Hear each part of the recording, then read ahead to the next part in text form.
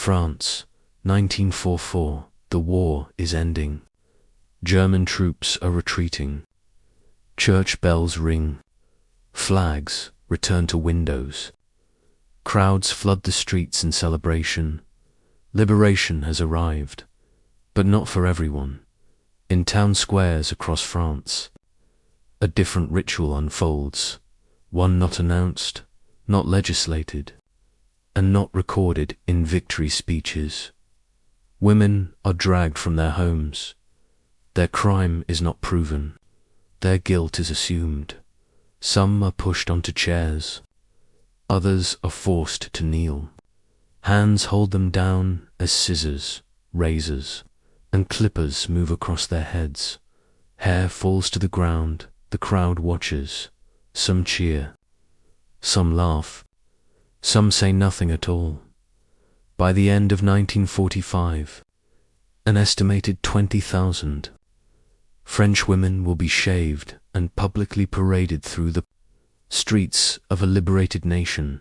This is not Nazi punishment. This is France after victory, and to understand how this happened, we must look beyond celebration and into what liberation demanded.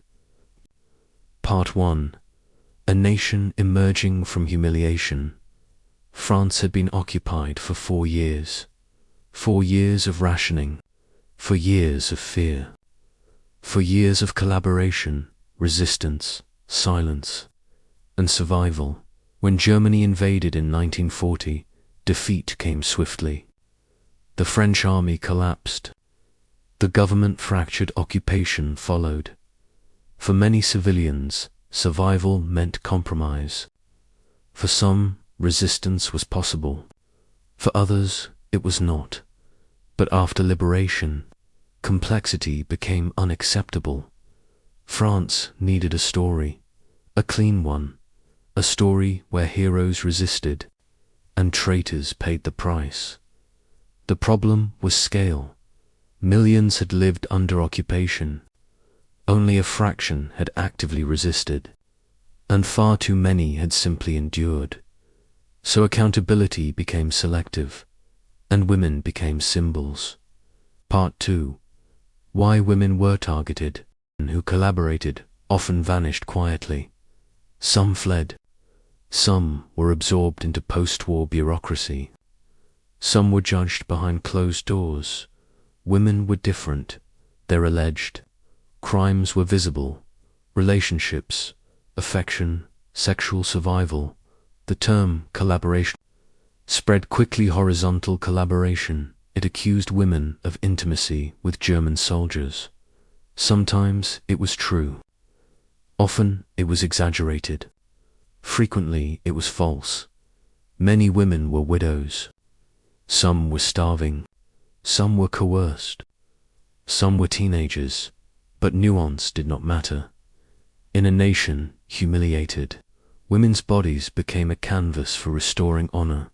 Shaving their heads served a purpose. It marked them permanently.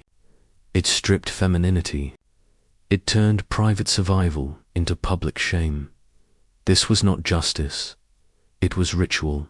Part 3. The public punishment. The punishments were rarely organized by courts. They were spontaneous. Neighbors accused neighbors. Former collaborators accused others to deflect attention. Personal grudges resurfaced under the protection of patriotism. Women were paraded through streets. Some carried babies. Some were pregnant. Some were beaten. Swastikas were painted on foreheads. Insults were shouted. Cameras occasionally captured the moment, but rarely the aftermath. The shaving itself was only the beginning. Shaved women could not hide, could not work easily, could not disappear. Hair would take months to grow back. Shame lasted longer. Part 4. The silence after. After the crowds dispersed, the women were left alone. There were no support systems, no counseling, no reintegration plans. Many lost families. Some lost children. Some lost the will to live. Suicide rates among women rose in certain regions, but the nation moved forward. France rebuilt its cities, reclaimed its dignity, rewrote its narrative. The shaved women were not included. Their punishment did not fit the heroic story of resistance, so they vanished from memory. Part 5. Why history chose not to record. For decades, this episode remained largely unspoken. Schoolbooks mentioned resistance. Films celebrated liberation. Monuments honored fighters.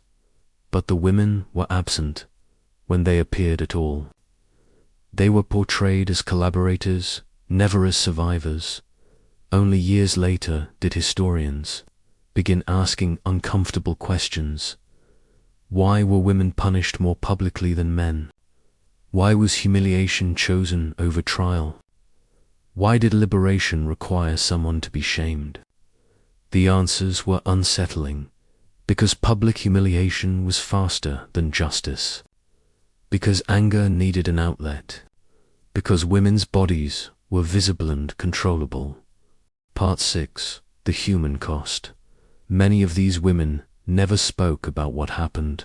Some told their daughters. Few told their sons. Most told no one. But trauma does not disappear. It appears in silence, in mistrust of authority, in fear of judgment. Some women never married. Some changed towns.